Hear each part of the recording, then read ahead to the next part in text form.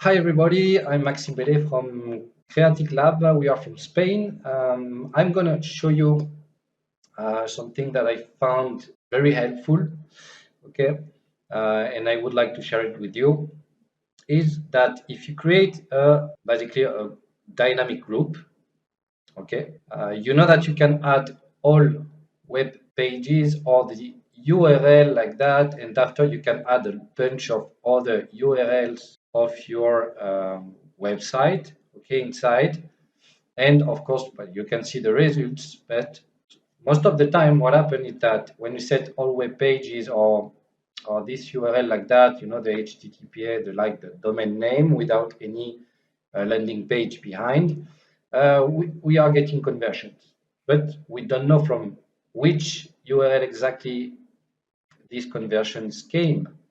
So now, yes, we will be able. Okay, you're going to see how. So I click on report. I go in reports, custom.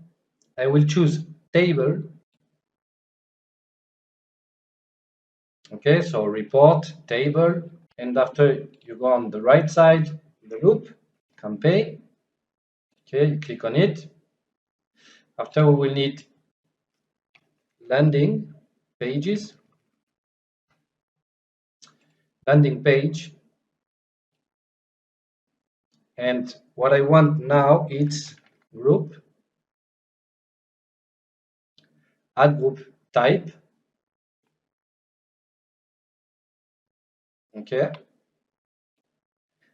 I can add conversion and cost per conversion, and I want to add also conversion value by cost, which is the ROAS, okay, the return on ad spend. For the one that don't know what is it, if you are selling products on Google, this is your metric, okay, this is your KPI to understand how profitable is your business actually. Okay, so we have all that. So now I need to filter, and I want to search for search dynamic ads, and it should be fine. Okay, and can choose the campaign also, filter by campaign. So in this case, it was this one.